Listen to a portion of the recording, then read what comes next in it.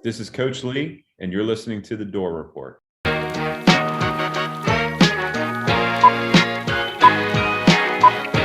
Nothing bad can happen. It can only good happen.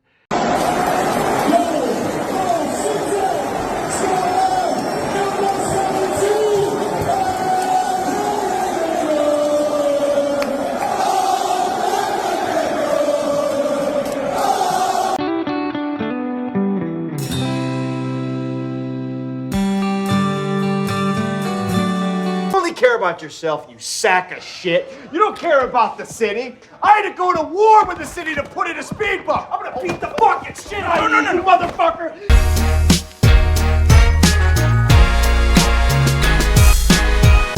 Welcome back into the Door Report, and welcome into episode 334 on a slightly rainy and wet Tuesday evening, September 23rd, 2025. I am Will Byrum, joined as always by my co-host, Trevor Hulan, a.k.a. Hack Squad, Jim Duggan. Here at the Door Report, we are presented by 615 Collectibles. If you're into sports cards or sports memorabilia, check out 615 Collectibles on eBay. Items include NFL team packs, graded cards, individual cards, and more. Shipping is always fast and free. We also have, as people are getting used to it, the Roback ad read. I cannot tell you how many times this is not part of the ad read. I actually have gotten complimented on that shirt.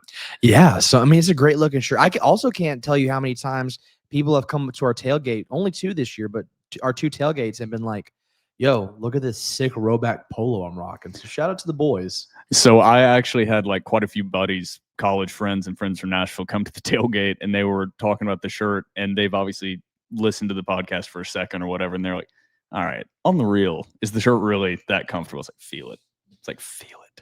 And they felt in there, okay, that is buttery soft. I was like, brother, I'm telling you, they're a little pricey, but they are totally worth it. And I'm not one to say that very often. They are totally worth it. Are you going to get a Q-zip for whenever the weather starts to dip? Already have a Q-zip, locked and loaded. Locked and loaded. So Roback Activewear. There is only one way to describe Roback. Best fit, best feel. I'm burping in the middle of the ad read. Excuse me. I'm sorry, Roback. We apologize to our sponsors. For those who aren't familiar with Roback, they are completely changing the game with their incredibly comfortable activewear. Roback has released so many items within their newly licensed Game Day collection, and it's our favorite. With novel polo designs and clean hoodie and quarter zip designs for some of your favorite schools, it's definitely worth checking out. Nobody else in the market is pairing these levels of custom designs with this quality of activewear. Roback's everyday shorts or their Delta performance pants are the perfect pairing as well. They're both super comfortable, have an elastic waistband, and great fabric that is made to have the appearance of a nice short look, but the comfort for a day on the move. Using the singular version of shorts always throws me off on this read. Roback has also been proudly leading the NIL charge, having signed partnerships with multiple college football stars, past and present, and are becoming the go-to brand for college athletes across the country. You can use code VAN20. That is VAN20, no spaces, on roback.com for a generous 20% off for all new customers. That's spelled Roback, RHOBACK.com. That's 20% off all performance polos, shorts, and more with code VAN20. Trevor, we have another locked and loaded episode. Football is rolling. We are now 33% of the way through the season, and the Vanderbilt Commodores are one of the, I believe, 30 remaining unbeaten teams. 25 remaining unbeaten teams in all of FBS football after putting belt to ass to Georgia State in the get back / revenge game, whatever you want to call it, which sounds bizarre talking about Georgia State, but the boys were fired up for that one. You could feel it. Yeah, certainly. What a wonderful game. It was so funny. That game felt, if you were at that game, I don't know how it felt on TV, but that game might have been the longest game ever played in Vanderbilt football history. And I'm thinking, okay, it's the fourth quarter. There's probably 5 minutes left. I look up. It's the third quarter with 9 minutes left. And I'm thinking, oh, my word. Not in a bad way, but I'm like, oh, my gosh, this game has been going on forever. And I looked at my dad and I looked at Will, and I was like, man, dude, how many games have we sat through from the first quarter to the very end of the fourth and just watch Vanderbilt get their ass whipped? I am staying here till the very last second, savoring Vanderbilt being on the proper end of an ass whooping. It was awesome.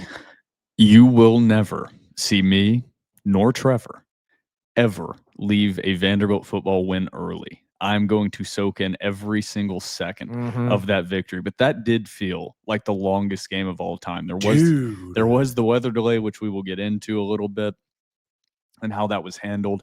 But yeah, you said the third quarter, which it was like, this has to be 5 minutes left. And I was so off. I was like, the third quarter's not even over. Jesus Christ. But there was another moment when I was like, okay, we're definitely like inching towards the 2-minute timeout at minimum. And I looked up and there were still 11 minutes plus left in the game. And I was like, oh my God. But Trevor, we'll ask this before we get into segment one. What's the vibes right now? It's vibe check time. Vibes. We're going to go 18 out of 10. We're going to go 18 out of 10. How could anyone, somebody is calling me on my, okay, it disappeared. I apologize. Somebody just called me and it just popped up. How could the vibes be any less than exceptional for this Vanderbilt football season thus far? This is the most fun I have ever had for Vanderbilt football. It's been maybe Vanderbilt sports ever. This might be the funnest stretch in Vanderbilt athletics history for me personally. Yeah, it's kind of hard to argue with that whatsoever. I mean, the only comparable moment would be 2008. That's the only even, and that's very different. And that's not the same as what we are seeing right now. And a lot of 2008, I remember the games, but I don't think I cared enough. I obviously did not care as much as I do now as I did in 08. So that's a different feeling as well. Well, you don't understand the magnitude of it Yeah, because I was 11. Yeah, we were 11 years old. Time. Yeah. So you don't fully grasp what is going on. You haven't felt the extent of the heartbreak just because you haven't had enough years of consciousness to understand how special that was. I didn't grasp the magnitude of it at the time. But we have a locked and loaded episode 334 here. Before we get into segment one, we are now a part of the On3 Publisher Network. Visit thedoreport.com today and subscribe to a monthly or annual premium membership and support TDR for access to premium content as well as our premium message board. Guys, if you're listening to this, guys and girls, you 6% matter. Guys and girls, if you're listening to this, please support TDR and subscribe. Please, whether it's a monthly membership or an annual membership, support TDR. We need you guys' support. We're trying to make the message board an exciting place to be a Vanderbilt fan, to discuss Vanderbilt sports, and there's never been a better time to join the message board. So subscribe today at thedoreport.com. Also, don't forget to follow us on Twitter and Instagram at The Door Report. Like us on Facebook. Subscribe to our YouTube channel. Our podcast is available on iTunes, Spotify, YouTube, and Google Podcasts. And while you're at it, give our podcast 5 stars and a review on iTunes and subscribe to that YouTube channel. It's now time for segment one. You know, that's a guy I'd die for, clearly. And, you know, I'd go out there every play and die for him if I had to over and over again. Welcome back into episode 334 of The Door Report, and welcome into segment one. In segment one, we have the Georgia State recap, as well as me and Trevor's 3 key takeaways from the game and related premium message board questions. I once again did not listen to my own advice from last episode. Oh no! Did not read them ahead of time, but it seems like we have slightly less than last week, so it shouldn't be too much of a disaster. But the Vanderbilt Commodores beat Georgia State, the Georgia State Panthers, 70-21 in a belt-to-ass revenge game after the Georgia State Panthers almost derailed the Vanderbilt Commodores season last year, beating Vanderbilt shockingly 36-32 in Atlanta. Vanderbilt got back, and they got back in a big fashion, putting up the most points by a Vanderbilt offense since 1918 in a 76-0 victory over the Tennessee Volunteers. To give a little insight into what was going on in 1918, World War I was wrapping up. Teams' rosters were ravaged due to death and injuries from battling in the World War, as well as the Spanish flu was ravaging the United States during that time. And football was a great distraction for people as the Spanish flu raged on, as well as the country was reeling from the devastation of World War I. So we are truly in unprecedented times in our lifetime right now with this Vanderbilt offense. Yeah, absolutely. And you know what happened the next year in 1919? The Cincinnati Reds won their first ever World Series against the team that would be formerly known as the Chicago Black Sox, due to shoeless Joe Jackson allegedly throwing the World Series. However, the Reds still have the ring. So I'd love to go back to that time. I'd love for Vanderbilt to keep on the football winning. I would love to see the Reds win World Series. So, man, dude, take me back to the Spanish flu. Time is a flat circle, brother. I don't want another world war. I will say that. I'm anti-war. I would prefer to I'm not. anti-war.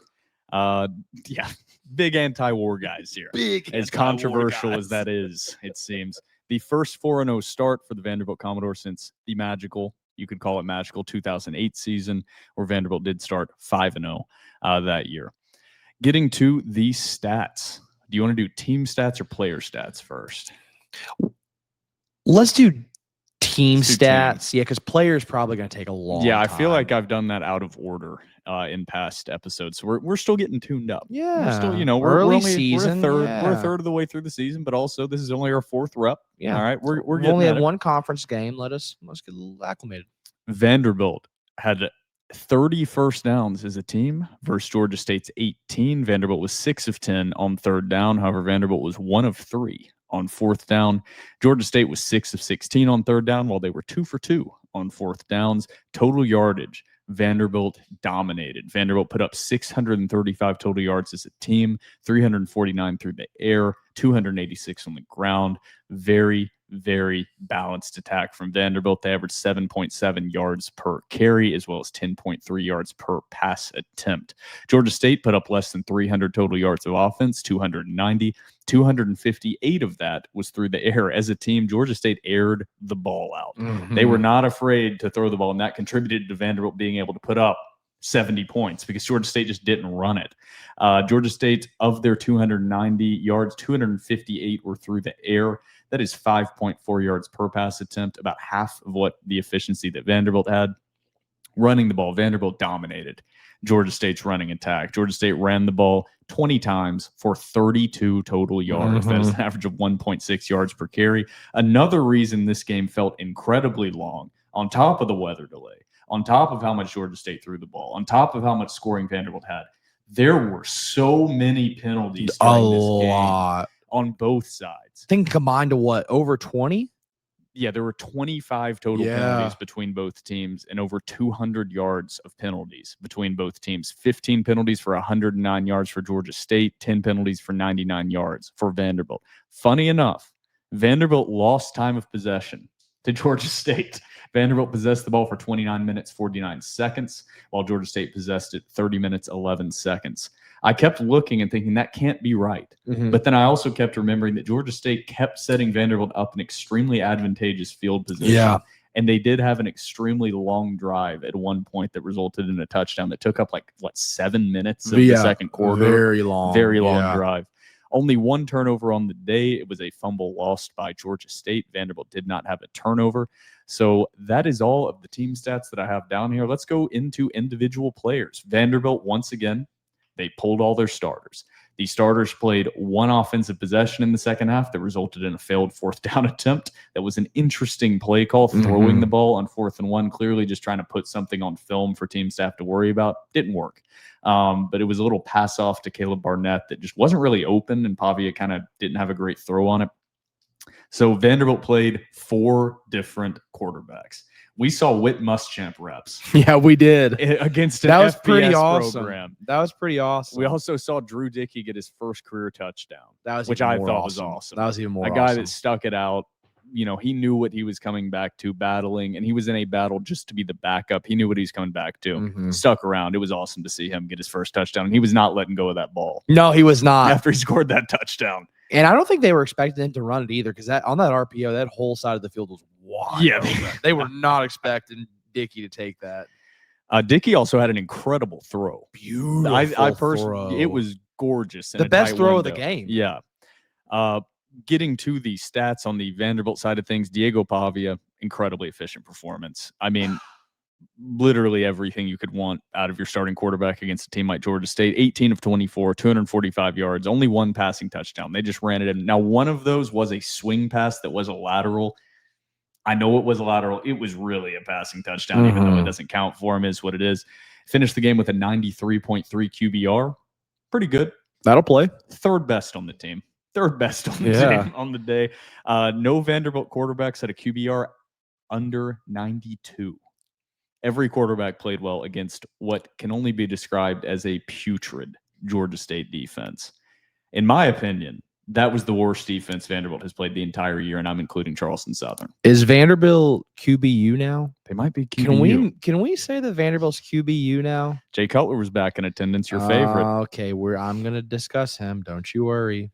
He might be my key takeaway number 1. So Getting to the rest of the stats, Whit Muschamp came in. Vanderbilt threw the ball with their backups in. Whit Muschamp, 2 of 3 for 40 yards. Blaze Berlowitz, 2 of 5 for 36 yards. Drew Dickey, 1 of 2 for 28 yards. Running the ball, Diego Pavia was Vanderbilt's leading rusher.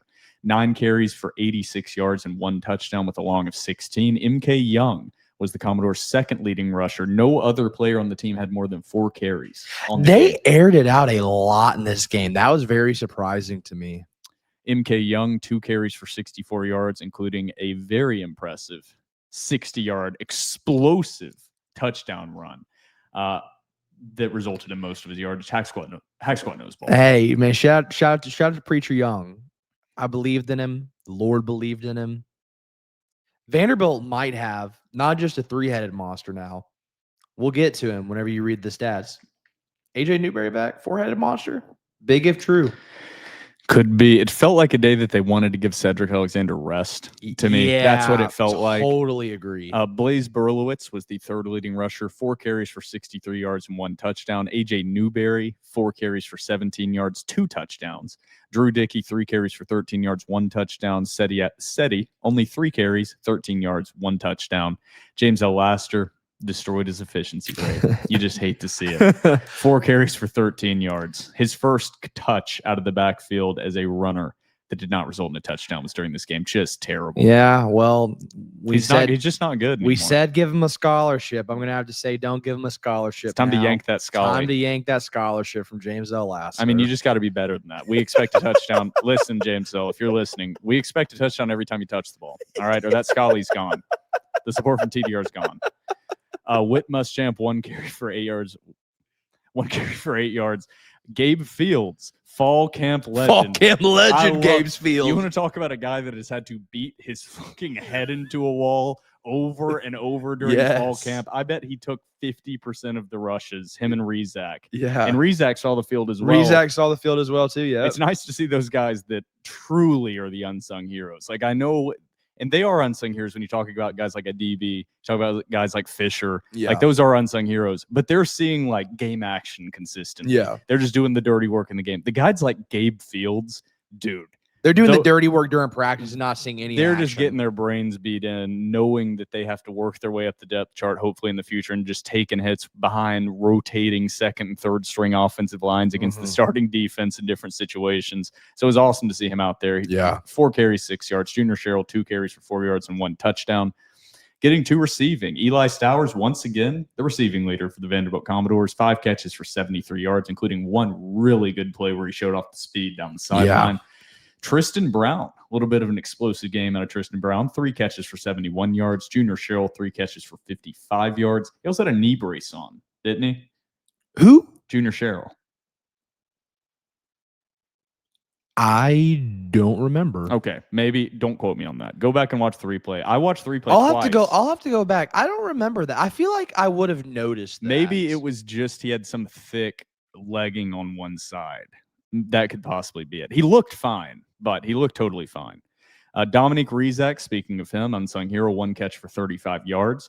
Cole Spence, 1 catch for 26 yards, and a great hurdle on the sideline out of Cole Spence. Love seeing the big man, the 6'7" blocking tight end, getting active with a hurdle on the outside. They said the white men can't jump. Keep proving them wrong, Cole.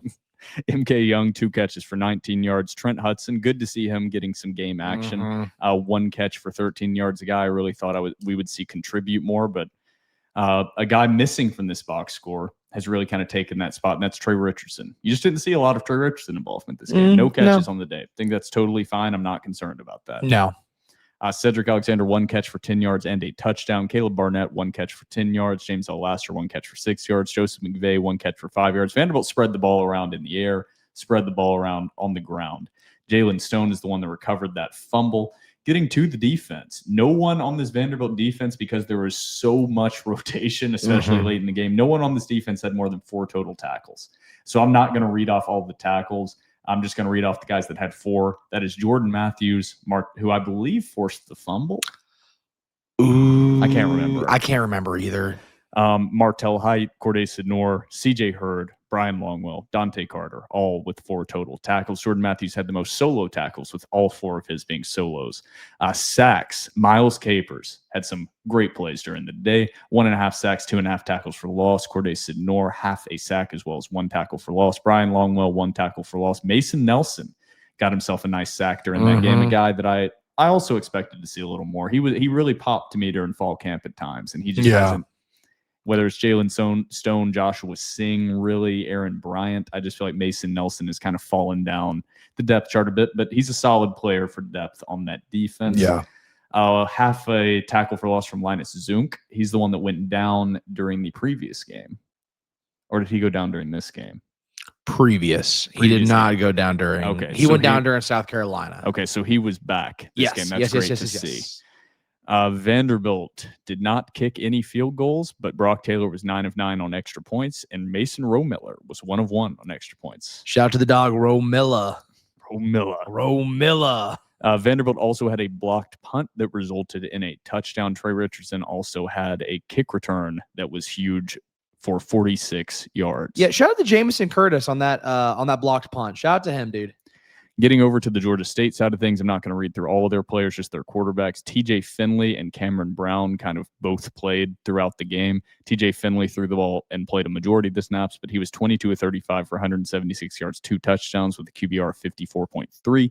Cameron Brown was 9 of 13 for 82 yards with a QBR of 81.6. My apologies. Rushing the ball, I already said as a team they didn't have very much success at all. Rashad Amos, 5 carries for 25 yards. Jordan Simmons, 4 carries for 21 yards. And then Ted freaking Hurst. Oh, Lord. Thank God we don't have to play him again. He had 1 drop, but that dude is legit. Yeah. He is going to be I don't know if it'll just be in a small role. He's going to be on an NFL roster in the future. He had 7 catches for 71 yards, and clearly Vanderbilt was focused on him. They just couldn't stop him, to be honest. Vanderbilt did not give up a single sack during this game. So that's the stats. Trevor, anything you want to add about these stats or how you saw the game played out before we get to our 3 key takeaways? I mean, it was just total. Really, there's not much you can add other than the fact that it was just total domination by Vanderbilt in all 3 facets of the game. That is what they say about good teams whenever they play inferior opponents is they go in and they handle business. And what Vanderbilt did is they went in and they handled business against an inferior opponent. That's all you can ask for. That's a hallmark of a good team. Yeah, Georgia State took the lead on the first possession of the game. They went down the field and kicked a field goal to go up 3-0. Vanderbilt immediately answered with, I believe, a 7 or 8 play, 75-yard touchdown drive. That 3-0 lead was the last time Georgia State sniffed the lead. By the end of the first quarter, it was 21-3, and the ball game was basically it wasn't over, but it was basically over. You can feel the celebration beginning inside of that stadium. So, Trevor, do you want to get to our 3 key takeaways here? Yeah, we can. You can go first, sir. My first, and I've already given a little hint, it has nothing to do with the actual gameplay on the field. We have to discuss Jay Cutler. You were aware of my feelings. We've had this discussion multiple times. Here's my feeling with Jay Cutler being at the game.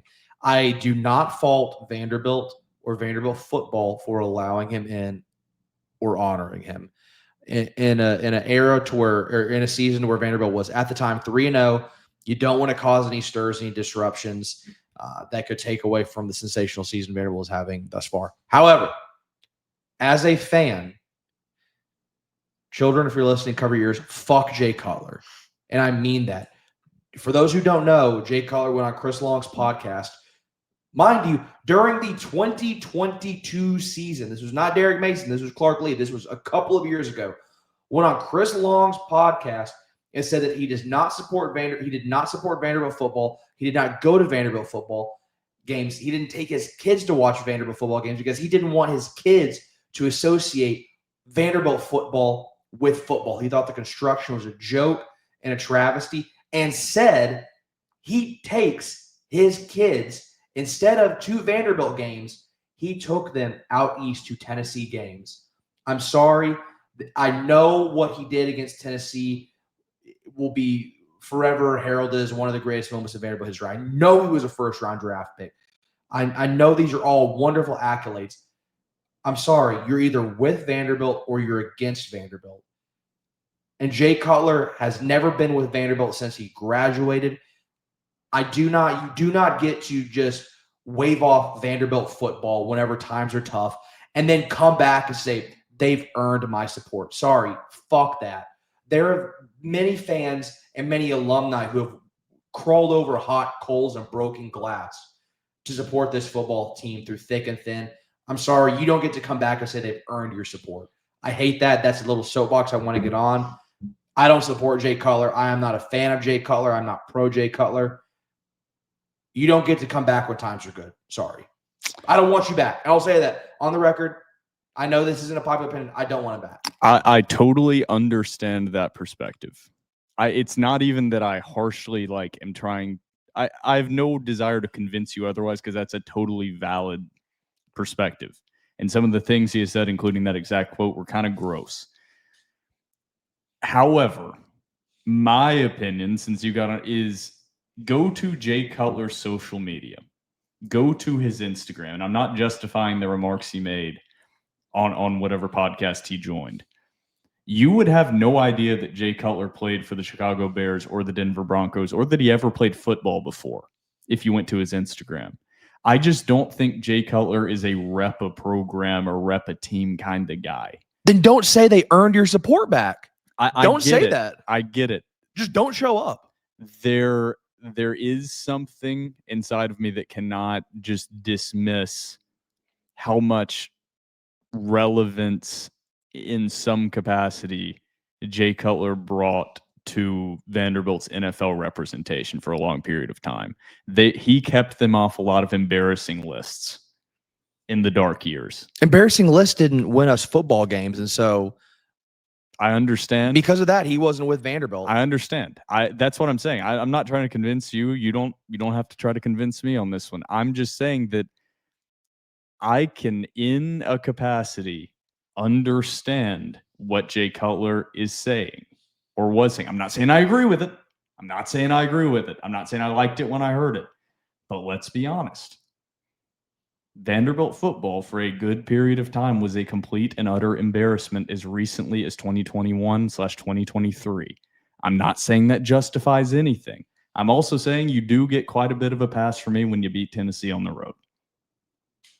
That gets you a bit of a pass for me. And so people have brought that up, and I'm going to say if that gives you a pass, we should give Jordan Rodgers a pass for the comments he made about Vanderbilt and Vanderbilt fans. I will say the difference with Jordan Rodgers and Jay Cutler is obviously, number one, Jay Cutler was better than Jordan Rodgers as a quarterback, and obviously had a long extended NFL career. Jordan Rodgers, what pisses me off about Jordan Rodgers, that's why I brought up the Instagram thing with Jay Cutler. It's like, you would have no idea that Jay Cutler played quarterback in the NFL. You would just think he liked hunting if you looked at his Instagram. Jordan Rodgers loves referencing himself as a former SEC quarterback and loves branding himself as a former quarterback. And like, he was on The Bachelorette and he was like former college quarterback. And when he's on SEC Network, he always references former SEC quarterback. When I was playing in the SEC, never says when I was playing Vanderbilt. He's built a career off of playing at Vanderbilt and yet just refuses to acknowledge that he played at Vanderbilt. Jay Cutler just doesn't rep anything. Like, that's where maybe, and I understand, 100% understand what you're saying. Jay Cutler just doesn't seem like that guy. Well, he's repping Vanderbilt now. Now he is. So that's join my the bandwagon. That's my thing. opinion. Vanderbilt got to 3-0, 4-0 without you. We don't need you. Join the bandwagon. Yeah. Everybody's allowed on the bandwagon. We agree on a lot of things. That's where we're going to disagree. If I said what Jay Cutler said, you wouldn't let me be on this podcast. Well, but I also think you didn't play quarterback at Vanderbilt. Okay, so Jay Cutler got a very important win against Tennessee, and after that, what did he do for Vanderbilt? Kept them off a couple lists. I mean, he played quarterback at Vanderbilt, so I would bet you my bottom dollar I've given more money to this program than Jay Cutler has, and I make significantly less than Jay Cutler makes. I'm not arguing that Jay Cutler is a phenomenal human being. I don't No, I'm think not he either. But is. like, if you're going to use what they've done for the program, I could make the argument I have given more money to Vanderbilt football than Jay Cutler possibly has. money, but I'm okay with allowing back, outside of Diego Pavia now, probably the most talented quarterback that you've ever had, who has the legendary receiver that he was throwing to and threw to on that slant pass is the one that he was directly there with, and Earl Bennett. I'm okay with it. It doesn't bother me. Just difference of opinion. Difference of Totally opinion. fine. That's yeah. That's the TDR difference. But my key takeaway number one is fuck Jay Cutler. We don't want you here. I don't want you here. There we go. I love that one. My key number one is directly from the game / from all of the previous games. And it's kind of already hinted at it earlier with the scoring. This offense is historic. In comma, literally. That is overused about offenses being historic. This is something that has not happened in over a century. And people can say, oh, it's just Georgia State. I'm like, Vanderbilt's played plenty of shitty defenses and plenty of shitty teams over the last 100 years. And they haven't done what they're doing whatsoever. 31 points against South Carolina, 44 against Virginia Tech, 45 against Charleston Southern, 70 against Georgia State, almost universally in the top 10 to 20 in every single statistical category on offense. What this offense is doing is completely unprecedented in Vanderbilt football. And this game was just another example of that. They spread the ball around to everyone. It was incredible to watch. They moved the ball so effortlessly against this Georgia State defense, against an FBS team. Granted, Georgia State's defense is not good. I'm not meaning to claim that at all, but you need to take a step back at times as a fan. And I think every fan base has problems. While you're in it, you end up 4 years later, 5 years later, being like, that was awesome. It's like, I think Vanderbilt fans are recognizing what they're watching as it is unfolding in front of them. And this is special. I've watched a lot of years of Vanderbilt offense where it just felt like they were running into a brick wall. And even last year at times, last year's offense was a lot better, but even at times last year, that offense stalled heavily. You haven't seen this offense stall at all. The first 6 possessions of that football game resulted in 6 touchdowns. It isn't. Phoebe just freaked out in my lap. This offense is incredible to watch, and it's going to be exciting to see what the rest do the rest of the year. So that's my key takeaway number one. This offense is historic. And that's not even a controversial opinion. Not giving Nick Haber much work. Did you see his Instagram post today to where his caption was "working hard or hardly working"? He's hardly working. I tell you that much. And I think if you truth serum to him, he'd be like, "Yeah, that's okay. I don't really want to punt right now." My key takeaway number two is somebody that I brought up earlier, and I want to hearken what you said. I know that it was Georgia State. I know, and I agree. I think they were trying to give Cedric Alexander some rest. However, I liked what I saw from A.J. Newberry. And if this was sort of used as a game to get A.J. Newberry back and acclimated to the offense and back and acclimated to the speed of the game, I think that's a good thing. And if A.J. Newberry continues to take this performance that he had against Georgia State and potentially snowball that, I don't know how you stop this Vanderbilt backfield. If A.J. Newberry is your 4th running back, how do you stop that? That's a hell of a – I mean, you got some horses in the barn right now if he gets it going. So that's my key takeaway number two. I was very, very, very pleased with what I saw from him. So I want to have 2 separate things for my key takeaway number 2. So I'll just throw in one stat that I don't think is being talked about enough. The starters have been pulled in every single game so far. The starters have not finished a single game, and in 2 of the games, the starters have been pulled early in the 3rd quarter. And I just wanted to throw that in there. Now, another one is, and this will be my real key takeaway number 2, is the offensive line needs some more love. The offensive line this year, we talked about it preseason, and we have talked about it. I mean, this isn't the first time this has been a key takeaway or a key to the game or anything like that. The offensive line is just doing an incredible job. It's 4 new starters across the line. We talked about it hoping that this offensive line could be better than they were last season. We're like, they have the pieces to improve on what was a really solid Vanderbilt offensive line last year. But you never know. You never fully know how the guys are going to mesh. This offensive line is not just it's good for a Vanderbilt offense. This is a good offensive line. Yeah. And if you haven't seen it yet, go to our Twitter, search Fromang's Forensics, And he goes through and points out some great plays by the offensive line, points out specific guys on video, kind of a film type of thing, even though obviously he doesn't have access to all 22 footage. Mhm. But he does an incredible job with that. And the offensive line is just doing a great job. Jordan White, Chase Mitchell, Cade McConnell, Bryce Henderson, Isaiah Glass got to clean up some of the penalties on occasion, but this offensive line is just impressing the hell out of me so far. Yeah. And they will be really tested during the final 7 games of this season. But so far, they've shown me everything I want to see. Yeah. And you know what, dude? When we were at fall camp, both of us reported and we're like, hey, we think this offensive line is kind of good. We think this offensive line might be an upgrade. And people were like, oh, TDR homers once again. Mm-hmm. Go back and check the tape, boys. TDR knows ball. Keep calling us homers. My key takeaway number 3 is going to be the secondary. I thought let me rephrase, not the secondary. I'm going to go the safety room. I'm going to take out the DBs. I'm going to go the safety room. I thought Marlon Sewell, Dante Carter, and CJ Hurd had a very, very, very strong game once again. And looking towards the future, I know you lose Marlon Sewell this year. We might be talking about this in a year from now. We might be talking about Vanderbilt's safety room like we talk about Vanderbilt's current linebacker group in terms of the depth and the talent that they return. So like next year, you're going to return Carson Lawrence. You're going to return CJ Hurd. You're going to return Dante Carter. They've got a wealth of talent in that safety room that I thought might be a little bit of a weakness. I wasn't a real big Marlon Sewell believer, but I like what he showed me thus far. And somebody asked us today, I think it was Miller in the group chat. He's like, what's the weak link or the weakest point of this? That was a Vanderbilt premium team? message board question last week. Oh, what? Mm-hmm. Oh, yeah. Well, sorry. The days are blurry. The days, the messages, the posts, they're all blurring together. And if you'd asked me during preseason, I think I would have said the safety room.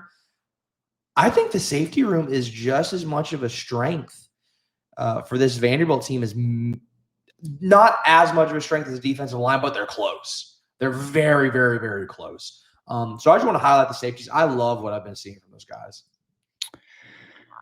Yeah, so my final key is pretty simple. I don't need to expand on it too much. Vanderbilt's 4 games into the season, 33% of the way through. No injuries. No major injuries. Yeah. Issa Wataha has been held out of games, but I mean no major injuries that have occurred on the field during games. I am a little bit stitious. I'm not superstitious, but I'm a little bit stitious. So I'm cautioned to say this, but I have to say that is one of the most positive things that I can say about what I've seen through the first 4 games. This team is still healthy. Yeah. Of course, you're going to have nicks and bruises and turned ankles and things like that, but there have been no major injuries thus far where guys are going to miss extended periods of time. That is so massive 4 games into the season because you're seeing it across the country. Hell, you saw breaking news today. Heisman frontrunner and Oklahoma quarterback John Mateer out at least 3+ weeks after having hand surgery on his broken thumb on his throwing hand. That's happening all across the country where key guys are going down. Vanderbilt has not experienced that yet, and that is so massive moving forward. I'm glad you brought that up because I want to ask you a question. And I already have my answer, but I want to get your opinion on it. How important do you think it is for the future of this season that Vanderbilt has been able to empty the benches their first 4 games in a row in terms of preserving the health of their starters, but also getting meaningful snaps for those depth guys? God forbid something does happen. I think it makes a world of difference. Massive. Okay, thank you. I don't think that's another thing I don't think we're talking about enough. What a blessing for Vanderbilt football that they've been able to do that through the first 4 games. Diego Papi hasn't played a full game of football yet. Nope. No starter has played a full game of football yet. Think about that. It's massive. Huge, huge. Cannot be understated enough. Shout out to Robert Steiner. Yes. Shout out to Steiner. We actually talked about that during the offseason, saying it'll be really awesome to see the impact that he is going to have on this roster with another full offseason and really getting into rhythm. And we kind of see that. Before we get into premium message board questions, we kind of casually mentioned it, the weather delay that was experienced. We do need to discuss this for a second. So there was first off, I've ranted about this many a time before on this podcast and episodes in the past.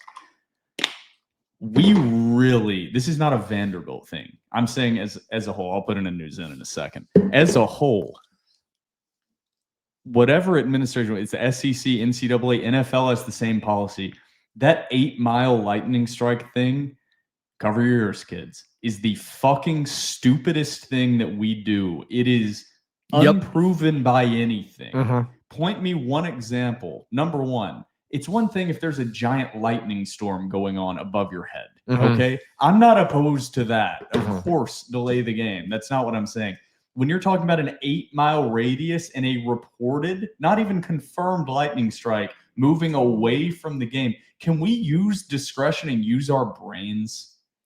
You don't need this written down in some ironclad, immovable policy.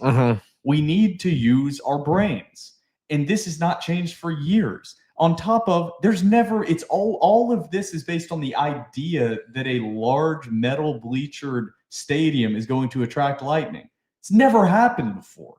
I think there was a soccer stadium somewhere that it happened, but that could have been a fake video or something. I don't know. It's never happened. It's never happened. And we still have this giant policy that destroys events and destroys television schedules based on zero logic. If somebody can literally win that debate against somebody on the other side with logic and reason, I would love to hear it happen because the policy makes no sense. The game was delayed due to a lightning strike within an 8-mile radius. It was delayed. Some people had already gotten into the stadium. I was about to head into the stadium. Same. When the lightning strike occurred and the delay happened. I'm hoping I can hit all these bullet points because I didn't write anything down outside of delay rent, and I kind of wish I would have written bullet points down. Number one, Vanderbilt did not allow people into the stadium. This is another, I'm sure it's an SEC policy, and it's their conduct on game day, and it's their policy. It's probably not a Vanderbilt decision. Another of the stupidest things is, you're not allowed to go into the stadium due to it being a lightning delay. But the people inside the stadium can stay in the stadium. You just have to stand outside, all in a giant crowd outside the stadium, because that's definitely safer than allowing people into the concourse. That makes no sense. Number two or number three or whatever bullet point I'm on.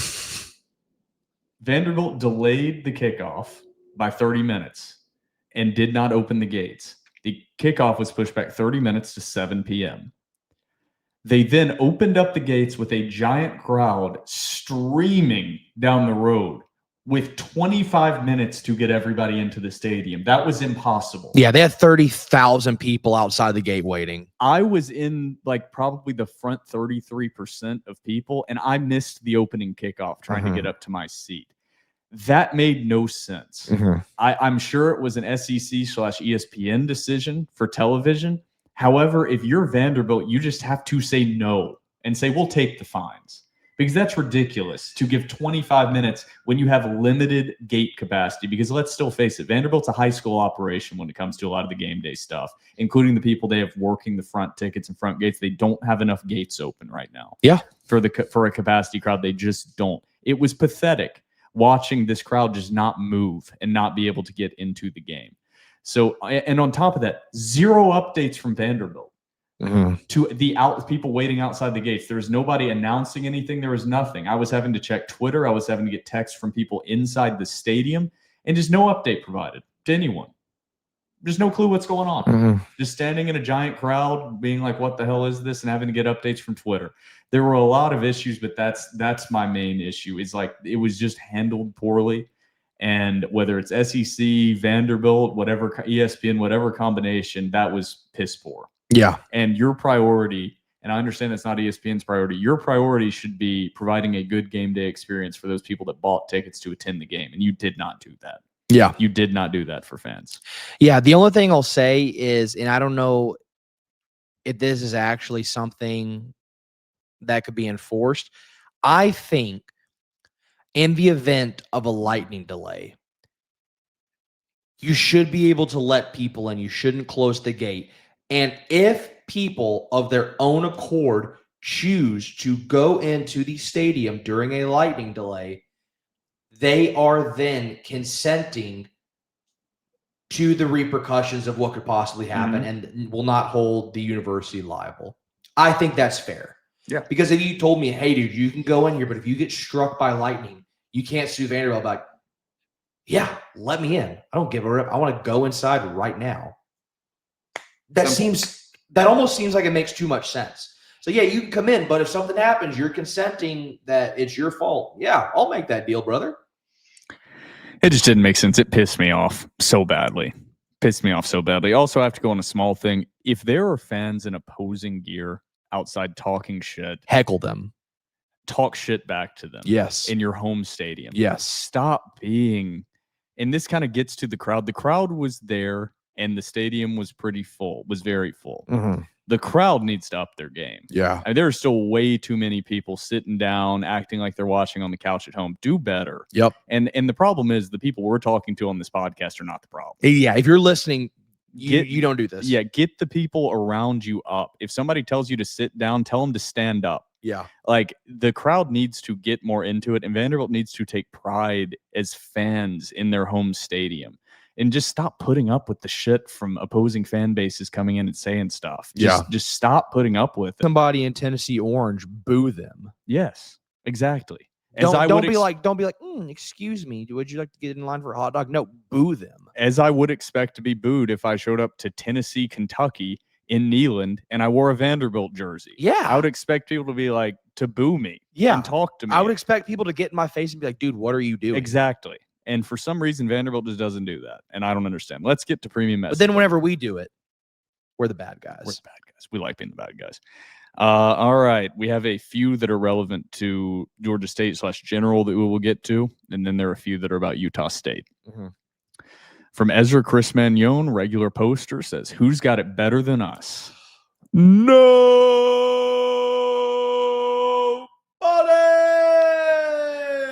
has it better than the Doors right now. He goes on to say, 4-0 is such a great spot to be, but I want to try to be critical of the team as we face down a potential trap game and then hard SEC teams.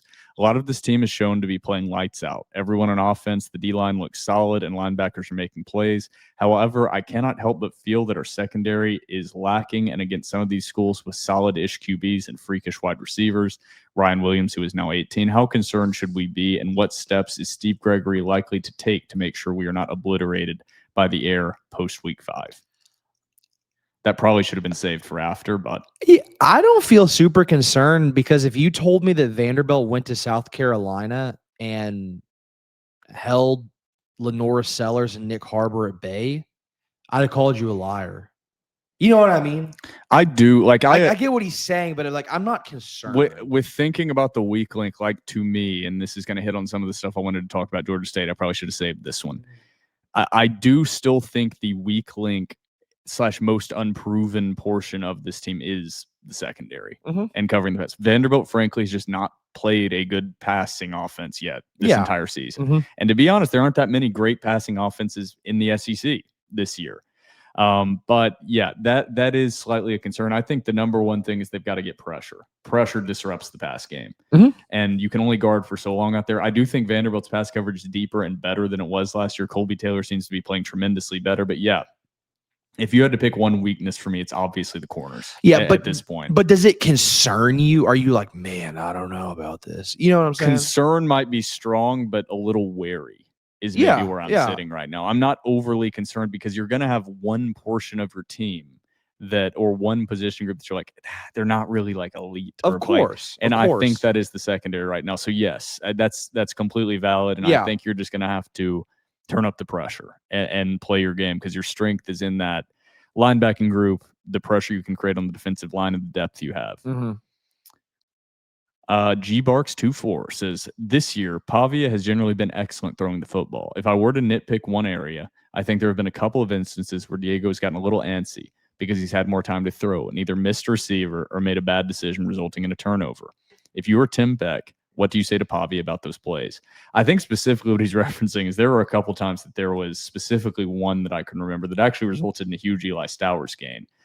But Pavia missed MK Young. Yeah, on a wheel route. Oh, like, I mean, MK Young could have caught it and moonwalked into the end zone from 30 yards away. There was nobody even close to him. And there were a couple other instances of that. I'll respond and then I got to read through some of these so you can take your time on this. It's like, I think against the defenses they have played, specifically Georgia State, I think there were just a lot of guys open. And Pavia is that guy that wants to take the bigger shot play. Like there was another one where he had Cedric Alexander underneath and instead decided to throw a deep ball to Caleb Barnett. I think he would just say to Pavia, which I don't know if it's going to get through his head, is like the classic phrase of you never go broke taking a profit. Mm-hmm. And it's like sometimes it's not the worst thing to see a guy open and just toss it to him. But also Pavia's playing pretty damn well. It's like he said, he acknowledged it. But it's like it is a little nitpicky at this point with what we've seen out of this offense. Yeah, I will say, I think the point he brought up is interesting to where could you correlate him being antsy to the added time he has in the pocket? And could you make the argument he's not used to being able to sit in the pocket that long without either having to throw the ball or B, bail out to scramble with his legs? I think that's actually a really interesting point and something that is sort of tickling my brain right now. And the more that I think about it as you talk, the more I think that maybe George might be onto something. Maybe Pavia is just not used to having this much time to sort of stand back there. And then that internal clock's like, man, I've been standing back here for 3 seconds. I still got the ball in my hand. I haven't bailed out of the pocket yet. Like, what do I do? I think that could be it. I think also too, it's like you said, he very much likes taking the big shots. And whenever you see a guy streaking down the field, it's hard for your heart not to start pumping and your eyes get big and you just let that thing rip. So I think the rest of these we're going to save for after the preview. I'm not going to say it.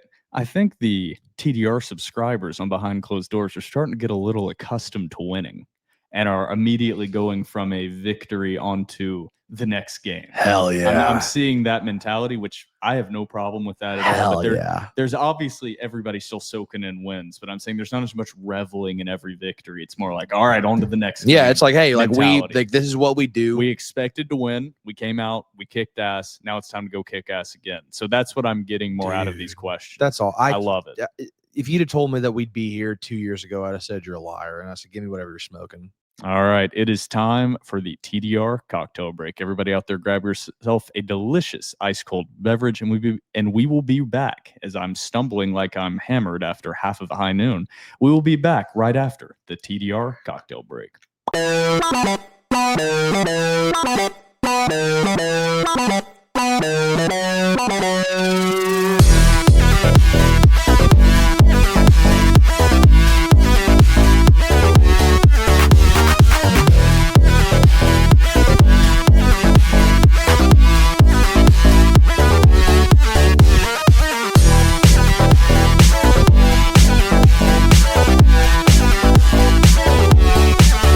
Welcome back from the TDR cocktail break, and welcome back into episode 334. We have the Vanderbilt versus Utah State preview coming up in segment 2, as well as some additional premium message board questions that are about this game, as well as just kind of general questions about Vanderbilt. Vanderbilt takes on Utah State, as my laptop is moving my mouse without me moving it, on Saturday at 11:45 a.m. An early kick. Don't love that, to be honest. On SEC Network, Vanderbilt opened. It is at home at First Bank. I think I said that. Mm-hmm. Vanderbilt opened as a 22.5-point favorite. The weather looks sexual. Oh, phenomenal. 73 degrees and sunny. Sure. At kick. Sexual temptation, little Marvin Gaye action. That is. Oh, I'm trying to think of the right adjective. My eyes are rolling. My eyes rolled back after what I experienced on Saturday, where it was hotter on Saturday in September for Game 4 than it was in August for the opening game of the season. Dude, it was hot, man. I sweated so much. And then the delay in standing in that giant crowd did not help matters. No. But that line, I'm actually looking. This is the 22.5 was according to BetMGM. ESPN Bet has it currently at 21.5, but they have it opening at 21.5. Mm-hmm. So it hasn't. So my question was, it hasn't moved at all. Not according to ESPN Bet. Okay. But we use BetMGM, the sports book. Love them totally. Maybe one day we'll get a BetMGM. They're with On3. Yeah, I know, but like what are those little banners at the top of like sports betting apps towards a promo, like a profit boost? What if we one day get like a TDR profit? Yeah, boost give us the TDR profit boost. BetMGM, give us the TDR profit. Dude, boost. that would low key be sick. sick. That would be awesome. That would be sick for a Vanderbilt game. That would be awesome. Dude, what? Yeah. Come on, dude. BetMGM. I Reach might out email to us. them after this. Yeah. A little bit about Utah State. I had some guys written down, and I'll go through their stats. They are coached by first-year man Brocco Mendenhall, an interesting person that Clark Lee has often talked about.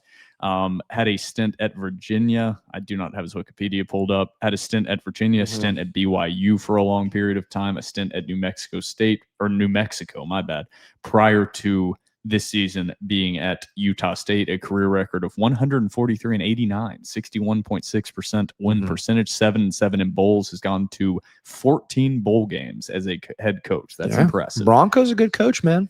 On the defensive side of the ball, a familiar name to Vanderbilt fans and maybe one of Trevor's arch enemies on the football field. Maybe more so than Jay Cutler. Nick Howell is the defensive coordinator / safeties coach for Utah State. Vanderbilt fans will be very familiar with that name, as Nick Howell was Vanderbilt's defensive coordinator from 2021 to 2023. Yup. Defensive coordinator and secondary coach. Man, if you go to their website, of course, this is how you're always going to have it done on an official Utah State or official athletic website. The spin they have on his stint as the Vanderbilt defensive coordinator is pretty incredible. It should quite frankly be labeled as misinformation. I'm trying to find it here. Here it is. Before New Mexico, Howell spent the previous 2 seasons, 2022 and 23, as the defensive coordinator and secondary coach at Vanderbilt. In 2023, the Commodores led the SEC with 12 interceptions and were 4th in defensive touchdowns. His debut Commodore defense capitalized on opportunities, scoring 4 defensive touchdowns. That total led the SEC and ranked 12th nationally. It was a marked improvement after a 2021 campaign that saw Vandy fail to record a defensive score. How in the world is that a metric to make it sound good? I read that and I couldn't believe that that's how they framed it. But I understand. You got to find a positive. It's also, too, like, hey, Utah State fans, we're going to give you the full picture. The defensive coordinator before Nick Howell was Jesse Minter, who is now the coordinator for, I believe, the Chargers. Yeah. Would you rather have Nick Howell or Jesse Minter as your defensive coordinator? I don't know. Vanderbilt fans do not have fond memories of Nick Howell. He runs the 3-3-5 scheme defense. The ultimate coward defense. And he runs that very heavily at Utah State. And frankly, most of my opinions about this Utah State team are, I went back and watched the Texas A&M Utah State game. So most of my opinions are formed through that game. And obviously Texas A&M is a damn good ball club. Yeah. They do not have the personnel to be running a 3-3-5 defense. They don't have the beef on the line. Blake Fromming texted a lot of stuff that I wholeheartedly agree with about how they're running that scheme. They don't have the beef in the middle. Their nose tackle's small. They don't have it, and they have a speed problem on defense. They are not a fast defense. I think it's number 4. Man, he looked like he was running in quicksand for a large portion of that game. Getting to their main contributors, quarterback Bryson Barnes, running back Miles Davis, and they have a couple wide receivers that lead the team. I'll go through the stats in a second. Wide receiver Braden Pagan, and wide receiver Brady Boyd, a couple Brady bros. Getting to my touchpad is just not working right now. Dude, the CIA has infiltrated the TDR headquarters Wi-Fi, and they are taking over Will's laptop. So this might be our last podcast ever. Could possibly be.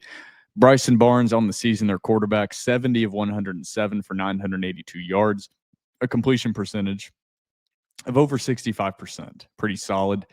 8 touchdowns, 1 interception. He's been sacked 16 times, however.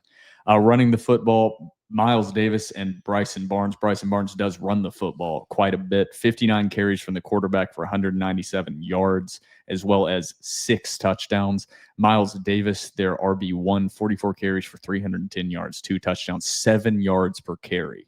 He is averaging. He is a weapon.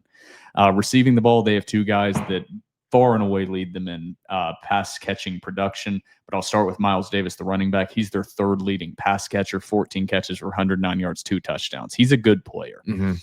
Braden Pagan, 17 catches for 303 yards, 3 touchdowns. Brady Boyd, 17 receptions, 274 yards, 2 touchdowns. On the defensive side, some solid players. The leader of that linebacker group, John Miller, 36 total tackles on the season, as well as 4 sacks. Pretty impressive through 4 games.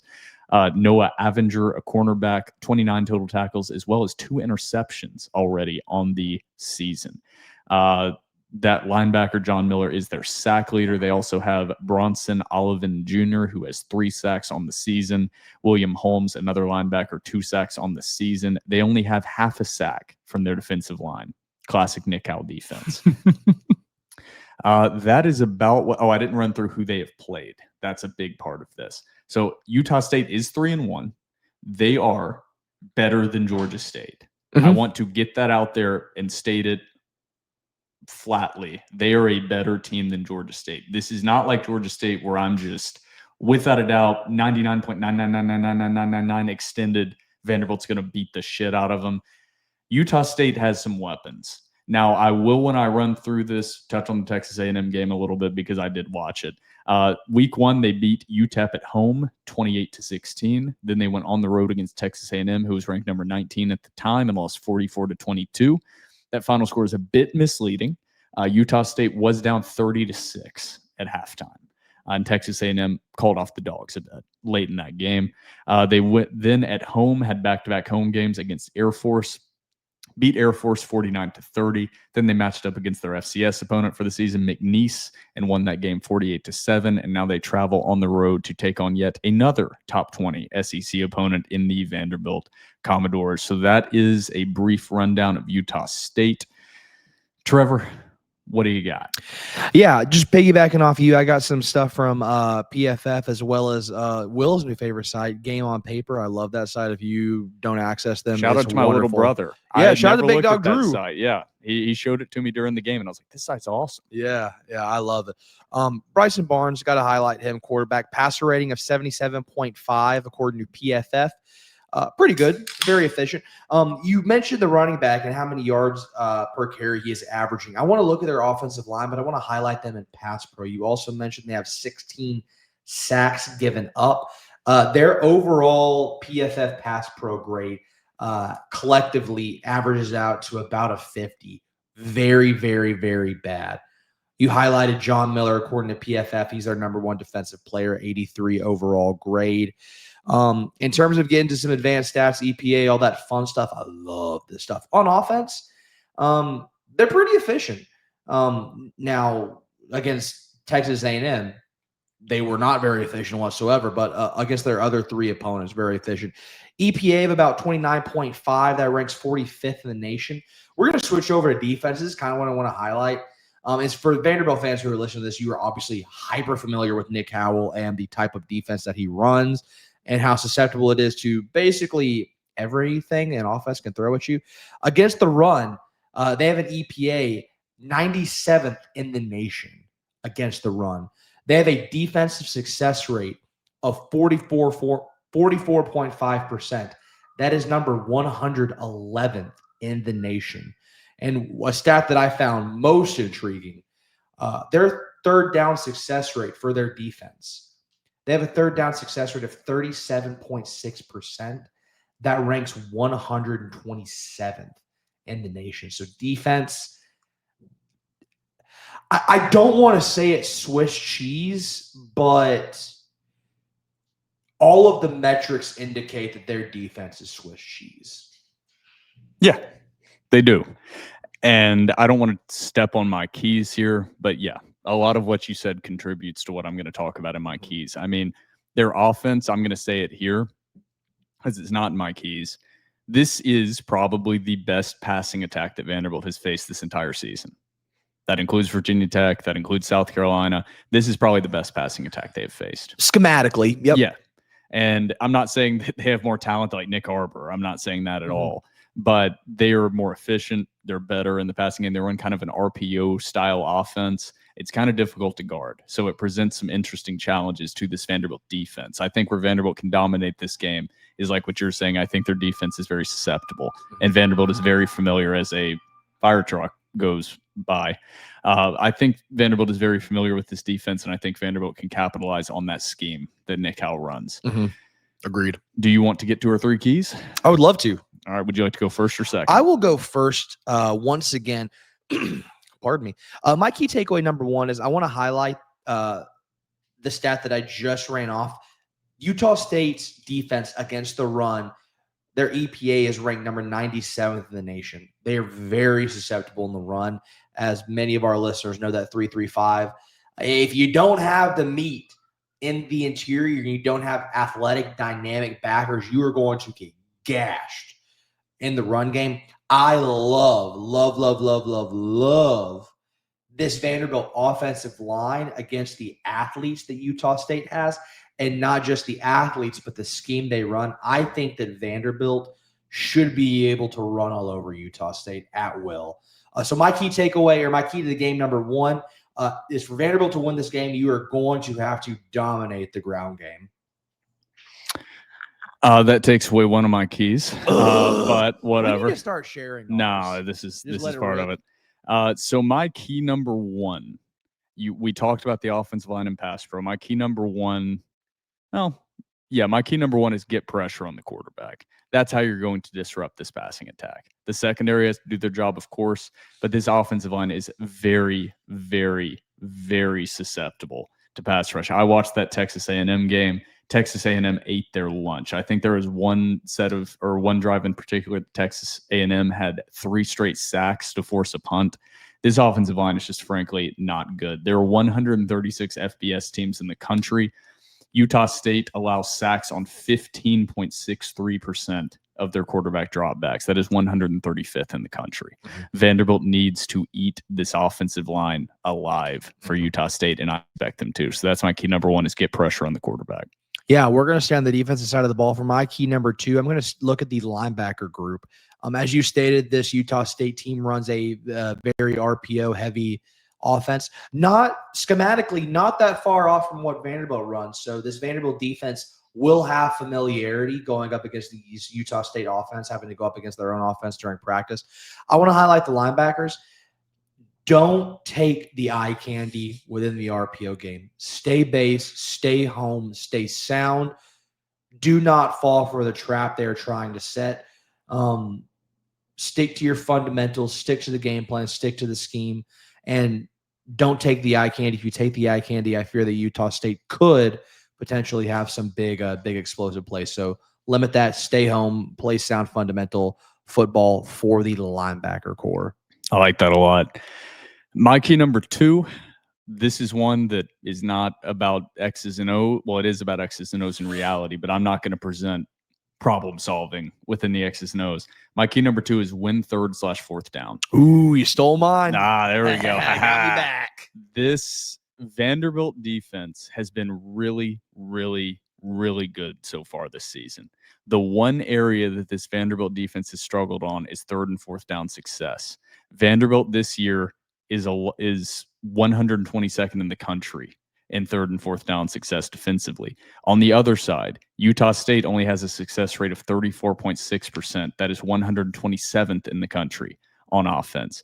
Vanderbilt needs to win 3rd and 4th down. You even saw it happen in this Georgia State game where they allowed Georgia State multiple times to convert relatively long 3rd down situations. So that is an easier said than done thing. But Vanderbilt needs to win the 3rd and 4th down conversion battle. That's my key number 2. Yeah, I love it. Key number 3, and I'm going to steal a key that you use for what I feel like every game. And I sort of hate that analytically speaking, I might find myself, and I might class myself as an analytics nerd. The analytics nerd have said that time of possession is not a valuable stat anymore and really doesn't matter. I'm going to steal your thunder. I'm totally going to disagree with the analytic nerds on this one. Win time of possession, man. I think the longer you can keep this Utah State defense on the field, it's not even about really keeping the ball away from their offense. I'm not super concerned about their offense, but I think the longer you can keep an undersized, undermanned, poor schematic defense on the field, I think that's just going to open up a world of pleasure for the Vanderbilt offense come the second half. So I'm going to say win the time possession battle, not to keep the ball out of their hands, but to keep that defense on the field longer. Did I take yours? No. Oh. Just what did you say? Pleasure? Open up a world of A pleasure. world of pleasure. I was Great thinking- hardcore band. I was thinking Great you hardcore were band. going to say world of possibilities, and you said world of pleasure. World and of that just- pleasure. Hey, if anybody in the chat, if any of our listeners are big fans of hardcore music, there's a straight edge vegan hardcore band called World of Pleasure. They go crazy. Teams are my key number 3 was going to be run the damn ball, but you kind of took that one. So I'll expand on it a little bit. Teams are running the ball a lot against this Utah State defense because of the scheme that they run. Opponents are averaging over 200 yards running the ball against Utah State. That is 112th in the country for Utah State's defense. Vanderbilt is averaging 6.3 yards per carry as a team that is top 10 in the country when playing FBS opponents. So that was my key number 3, but I will try to pivot here, and I had an extra one written down here, which is I don't think it's really even a key to win this game necessarily, but I'm going to say control the penalties. I had the stat in front of me. Vanderbilt is both teams, really. This is the reality. Vanderbilt is 116th in the country in penalties per game, 115th in penalty yards per game. They're averaging 72 yards of penalties per game. On the other side, opponents are only well, that's not right. On the other side, Utah State is also committing a lot of penalties. Utah State is committing 9 penalties per game, 124th in the country. Granted, that's only for 57.7 yards. That's also 81st in the country, but they just don't average a lot of yardage on their penalties. So Vanderbilt needs to tighten up the penalties. Utah State is also susceptible. So win the penalty battle. You said win time of possession. I don't think that's necessarily a requirement to win. It's just something I want to see. Mm-hmm. So that's my key number 3. I like that one. All right. Do you want to get to our predictions here? I would love to. For the Utah State Do you want to go game? first? You want me to go first? You can go first here, brother. I'll go first. I know there's been a lot of talk about not, excuse me, Lord have mercy. Yeah. There's been a lot of talk about Vanderbilt staying focused. Feels like a trap game moment. And I do agree, sandwiched in between coming off a big win and next week you got a really big opponent. And this Utah State team, I think, is a decent team. However, the more I've researched it and the more I've looked into it, I don't think this is going to be a close game. I think Vanderbilt handles business. I think Vanderbilt is the superior team when it comes to talent, scheme, play calling. I have Vanderbilt winning 45-14. I hate to spoil it before I get into my actual prediction. You're not too far off from me. Yeah. Honestly, exactly what you said. Everything about this game screams trap game. Mhm. That's going to be a closer game than we expect. You're coming off a historic offensive performance, a huge beatdown on a revenge game the previous week that you were juiced up for. We fully never called that a trap game because we knew this team was going to be focused. Mm-hmm. Coming up on the horizon, you have the Alabama Crimson Tide on the road. We all know what happened last year. That's a huge, massive game that maybe a lot of fans have already chalked up Vanderbilt's going to be 5-0 going into. And Alabama's playing Georgia this week. We'll see how that goes for Alabama. That's going to be they should be at least battered and bruised after that game, even if they come out with a victory.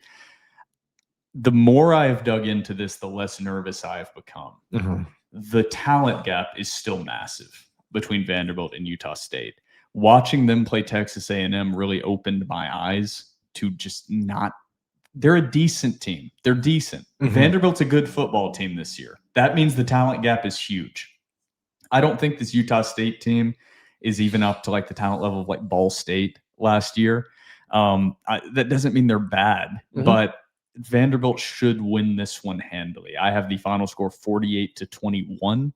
I think it will be kind of similar to how Georgia State got to 21 points, where Vanderbilt will be leading like 41-14 in the fourth quarter, have their second/third string defense in, and Utah State will get a late score. Vanderbilt will get a late score. And I think the final score will be 48-21. So we both have Vanderbilt covering.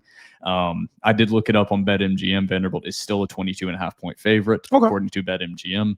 So yeah, we kind of have similar scores. We were dead on with Georgia State. We just didn't expect that big of an offensive explosion. No, yeah. So the differential on the TDR staff prediction scoreboard might be large on the Vanderbilt point differential, because I don't think anybody predicted over like 55 points. I think that was the most points that I saw predicted. Yeah, I predicted in the 40s, I think. Yeah, I think mine was 44-10 or 41-10, something like that. Yeah, I think 45-10. mine was like 42-3. Yeah, the offense just exploded in a way I didn't expect. So we have our predictions. We've gone through our 3 keys to the game. We've broken down Utah State a little bit. Now it's time to get to the remaining premium message board questions. Thank you to everybody who submits questions. Thank you to everybody that subscribes to thedoorreport.com and posts consistently behind closed doors. I really love the community that we are building, and there's never been a better time to join that community. Go to thedoorreport.com, subscribe today. For just $1, you can subscribe to an annual membership, and you get a free year of The Athletic after your free trial or dollar trial expires after 7 days. So let's move on to the remaining questions we have.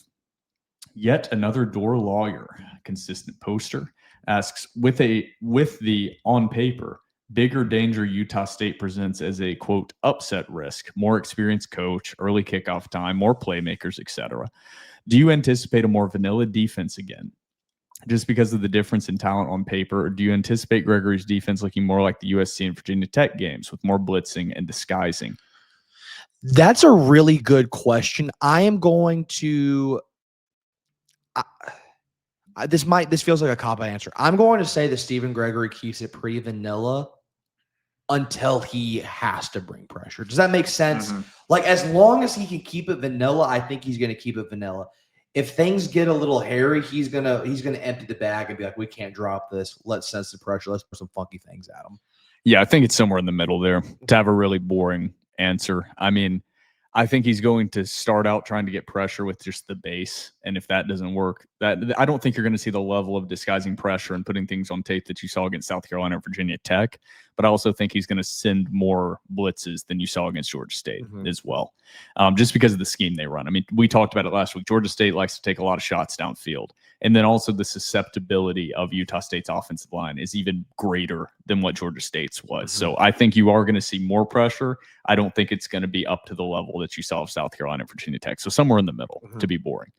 Unabridged asks, how hard will it be for us to fight off suitors for Tim Beck, whether it's a top program's OC or a head coaching job? I mean, another cop-out answer is I don't know. Tim Beck does not scream head coach to me, and that's not a bad thing. I get the vibe from him that he knows he's an offensive coordinator. He's going to stay an offensive coordinator. I would imagine suitors do come calling.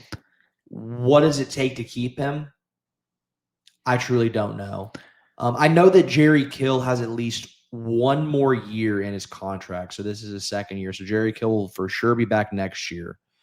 I think the relationship they have is important. And I think keeping Jerry Kill 1 year will also keep Tim Beck 1 year. Tim Beck is 61.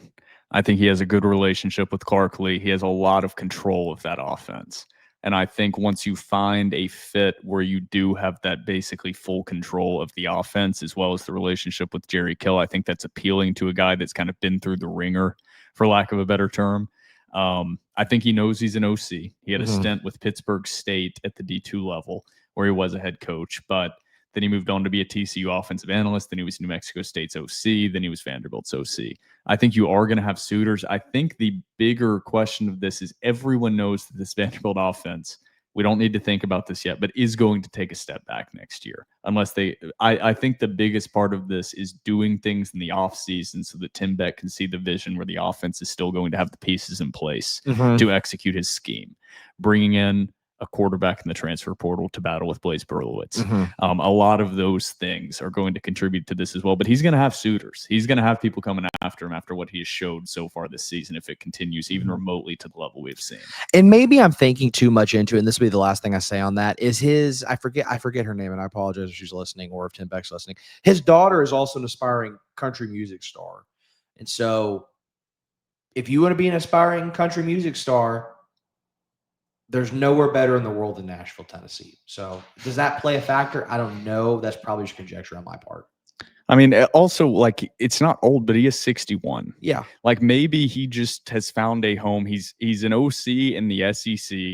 He's got full control of the offense. Like, I think people discount that a little too much at times. These are human beings. That's a with really good families. point. That's a really good point. And it's like, maybe he likes the city of Nashville. It's a lot fucking better of a city than a lot of these other colleges. Mhm. If you're just wanting to be a human with a family, with things to do. Mhm. I mean, that's an appealing thing to coaches to me a lot more than it is. And it's appealing to players, but specifically to coaches. Mhm. It's like, you got to think these are humans that have lives outside of football. And it's a lot more enjoyable to be living in Nashville than a lot of other places. So it'll be interesting. But yeah, I think I stick with what you initially said. I don't know. Yeah. I mean, moving on to the next question. Peter Porker 714, the man. We love Peter our boy Porker. Peter Porker. He asks, I want to ask a baseball question, but out of fear that Will would blow his lid and ban me from tailgates, I'll stick to football. I sat there and watched quite a bit of football with Peter Porker. He goes on to say, we haven't had anyone rush or receive for 100 yards in a game yet this year. A lot of this likely has to do with the amount of rotation happening from play to play. Do you expect that to change as the quality of opponents continues to improve? For example, do you think Stowers and Alexander will stay on the field more in a closer game, thereby increasing their touches and yards? Or is this simply how Lee's offense operates now with more depth than ever before? I think they absolutely, as you get into SEC play and crunch time, they will stay on the field longer. I mean, I think it's what we talked about is the offensive players have not played a full game yet. Mhm. So, like, when you're seeing guys have 86 yards or 78 yards receiving, that's through a quarter and a drive. Mhm. If Eli Stowers would have played the entirety of this game, he would have had over 100 yards Mhm. receiving. So, yes, I think it's also like they just they have more weapons. So they don't have to go to one specific guy as well. But most of it is just they've been able to not have to focus on key guys, and they don't have to remain in the whole game just because they beat the shit out of everybody so far. That's a majority of it. Going on to the next question. Kodak Black and Gold asks, the Vandy/LSU kick is slated to be a 12/1 p.m. kick time. If game day comes to town, are y'all choosing the tailgate or being behind the set of College Game Day? Been wrestling with this myself. I'm going to be honest. I want to be behind the set on College Game Day. I also think that game is. I thought that was a 2:30 with the possibility of being flexed to a 6 o'clock. Let me look. But yeah, I love tailgating. I'm with you though.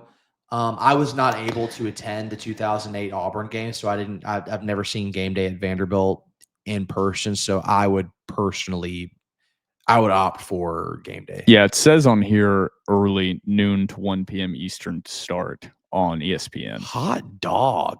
Does it have a flex possibility? I'm not sure. This is just very basic on ESPN. I'm not looking at any graphics. God, dude, SEC once again screwing us with the schedule. But that's way ahead, looking ahead. Yeah. But I think I would attend game day because that's kind of I've never been able to do that. Never been able. So you didn't go for the Auburn game? I was either? at that game, but I did not go for game. See, day. I wasn't at that game, nor was I at game day, and that's like one of the biggest regrets. Then again, I was 11, so. Pepperdor asks, follow on question to Kodak's. What signs is TDR flying behind the game day set? We have to have a sign that says the revolution is televised. Of course. Yes, course. that will be one of them. What the fuck is a tiger? Might be a really good one. Yeah. We'll probably have some heinous signs. Yeah, we're gonna get some poster board and come up with some great ones. We'll crowdsource it on the board. Oh my God, you know what we have to do? We have to get a fat head of Joey on a stick. Yes. Yes. Game day's like, who the hell is this kid? This just got his head blasted after it's Joey Dwyer. Denver Door asks, prediction time. How long do the starters stay in the game this weekend? All of the first, second, and third, they get pulled after one drive in the fourth. Yeah, I was going to say late third quarter, early fourth quarter, so we're on the same page about that one. And if that happens, fantastic. Oh, that's what I hope to see, especially going into the Alabama game. World's Strongest Vandy fan said, subscribe to the Tennessean.com for all of your out-of-season baseball needs. Because who gives a damn about other sports? Or he said, who gives a dang about other sports? World's Strongest Vandy fan goes on to ask, any update on Wataha's injury? Or were they just playing it safe by not rushing him back for a shorter state? Testament to Robert Steiner and the strength and conditioning staff that we've stayed healthy so far, like we said earlier. Looking ahead to let's go ahead and answer that one. Any update on Wataha? Yeah, they're just playing it safe. If it was a meaningful opponent, Wataha would have played. That's my thought as well. Looking ahead to 2026, is it Berlowitz versus a transfer, or is it his job to lose? I've seen both sides of the Berlowitz discourse. Some feel as if he has a good control of the offense, while others feel as if he's been too hot and cold in the 3 games he's gotten reps. While that feels weird to say, not used my backup quarterback getting this many meaningful reps. Also, with 3 young QBs on the roster, shout out Muschamp for looking great in his first ever action. Did any of them get to push for the job? I'm going to give my answer. I also have an answer. Go ahead. They better bring in a transfer portal quarterback. They absolutely better. But there is no way this is Blaise Berlowitz's job to lose. If that's the case, this staff is smart. That's not going to be the case. They will be bringing in a transfer quarterback, or I'm going to be unbelievably negative about next season. I'm not saying I don't think Blaise Berlowitz can do it. I think it will be a quarterback competition with Blaise Berlowitz. But we were at a lot of fall camp, almost all of fall camp. There is no way he has solidified himself to be the one that he just has to. It's his job to lose. There's no way that's what the opinion of this staff is. Yeah, I also agree. I think they're going to bring in a transfer portal quarterback. I think they're going to have a battle. Also, too, I've said it on previous pods. I'll say it again. I am a Jack Elliott truther. I really do think he's the next big thing for Vanderbilt football. I don't know if it's going to be next year. I don't know. But sometime in the future, Jack Elliott is going to be a multi-year starter for the Vanderbilt Commodores. I really believe that. He has the potential for me. I'm not ready to solidify that take, but Hack Squat's a ball knower.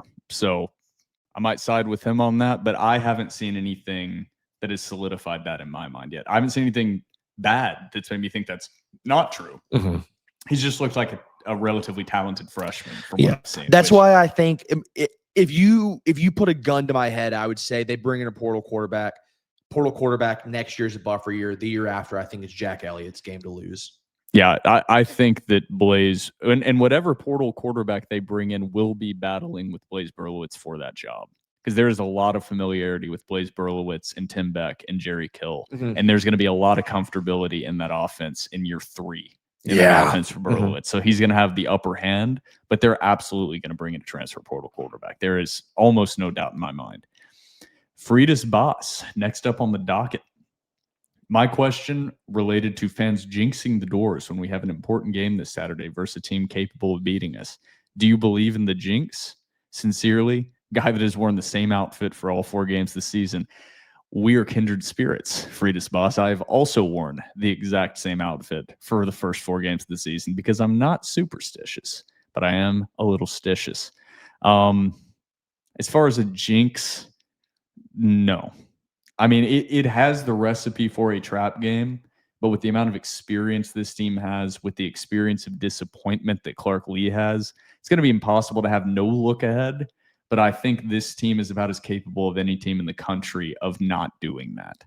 Yeah, and maybe I'm drinking the juice a little too much. I think this Vanderbilt team is talented enough. Now, I don't want this to happen. I would be pissed if this happens. But I think this Vanderbilt roster is talented enough to not give their best effort and win this ball game still. As opposed to Vanderbilt teams in the past where that was not the case. I think that is the case with this roster. I wholeheartedly agree with that. They can go out there and not play their best ball game and still win this game by multiple scores. I mean, they've had games where they didn't play clean against Virginia Tech at all, and still beat the crap out of them. I've got a sneeze coming on. I'm going to try to hold it off. From the common man's Commodore 95, people out there know what is coming. Dearest mother. Hell yeah. A wild host of panthers arrived, and swiftly a wild host of panthers was slain. Their hides now further promise a successful winter campaign. The men sharpen their blades as a fervent settlement of flaky, half-assed Mormons march into our camp. The bank shall stand strong. Its walls shall shimmer in black and gold. Victory awaits at its doorstep. Can you hear the sound it sings? Is that a drone show? Please send aid for more conquer and prevail ale to strengthen the soldiers that stand guard in lot 2. As always, anchor down, Admiral C. Love that. Also, we didn't talk about the drone show was awesome. We forgot to The talk about drone show was a borderline religious experience. Also, before I rave about the drone show, incredible job, Vanderbilt. Incredible job. I forgot to, in my rant about the weather delay, there are still game day experience things that really need to be worked on. Number one, during the drone show, they left one light on directly in front of the drone show that ruined every single picture and video that anybody wanted to take. I don't know how that happened. In the most Vanderbilt move ever, they brought in something fucking awesome, and it was awesome. I'm a certified hater. I was not looking forward to the drone show. I'm the one that shits on anything like that. It blew me away. It was incredible. But they did leave a light on directly in our faces on the home side during the entire thing. Number two, the speakers are still not loud enough. Yeah. I don't know what's going on with that. It's the same thing that happened in week one. The bass and volume is turned down on the music. Why? They are not at full volume. Turn up the speakers. What are you doing? And then the final thing is the replays didn't get any better. There are still almost no replays on the video boards. Who is in charge of that? What is going on? Somebody reach out to me and explain to me why every other college football Power 4 team is able to provide replays on basically every single play, and Vanderbilt can't even show replays of key moments in the game. I don't just want key moments in the game. They couldn't even provide that. I want replays of every play. Why is that not happening? Why is it not happening?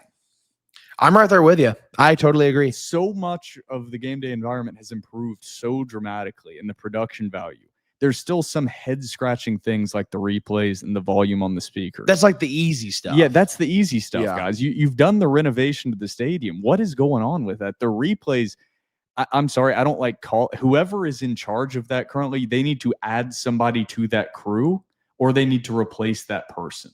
And it's not, I'm not calling for somebody to be fired. I'm just saying it's right now. If you were a fan visiting, you say, what the hell is going on? Why am I not seeing replays of key moments in this game? I'm not seeing any replays hardly at all. Yeah. You'll see the occasional touchdown replay and that's it. It makes no sense. I want that to be emphasized because that needs to change. That should be a simple change. Yeah. Why is that not a simple change? You should be able to hit a rewind button, and for the volume, you should be able to like take a knob and just like turn it up. I don't understand. Bappa82 asks, what a name. With today's news of Mike Gundy's firing, along with the two previously announced, do you see Vandy going after any talent from those teams? And somebody responded and said, OSU is a defensive tackle that would look good in black and gold. Yeah, man, he made a bad business decision. I'm not super familiar with Oklahoma State's roster construction. Vaguely familiar with UCLA's, and then vaguely familiar with Virginia Tech.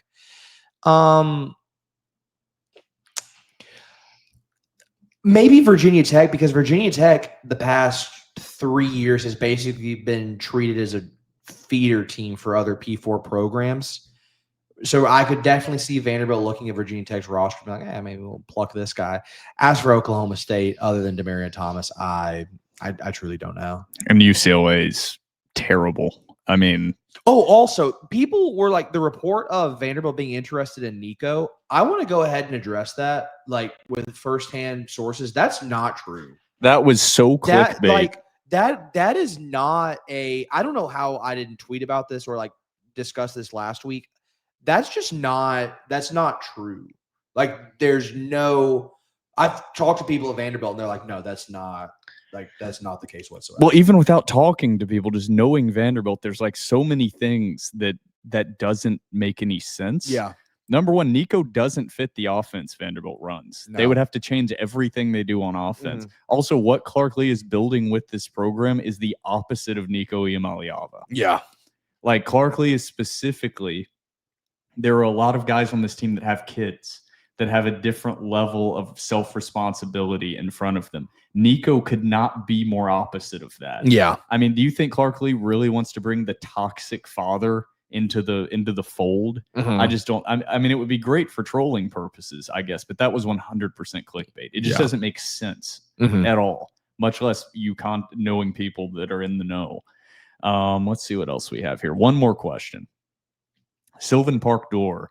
Not looking ahead by any means. Much respect to the Aggies and Rocco Mendenhall.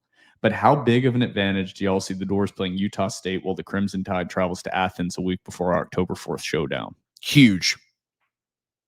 I think, honestly, a little bit understated how big it is. Yeah. No, I haven't heard a lot of people talking about that. I Mhm. mean, that Georgia-Alabama game is either going to be a dogfight, or Alabama's going to be very disheartened with 2 losses already on the season. Mhm. And Kalen DeBoer's seat is going to be getting really hot. Yeah. And desperate teams do stupid things. I know it's a common thing to be like, oh, if they lose to Georgia, they're going to be just so dialed in. They're like, we cannot have another loss. I don't know. That was a staple of a Nick Saban team, and Kalen DeBoer has shown thus far he is not Nick Saban, does not have a Saban-like culture. But just the physicality of those 2 games. I'm not meaning to shit on Utah State. They're a decent football team. Mhm.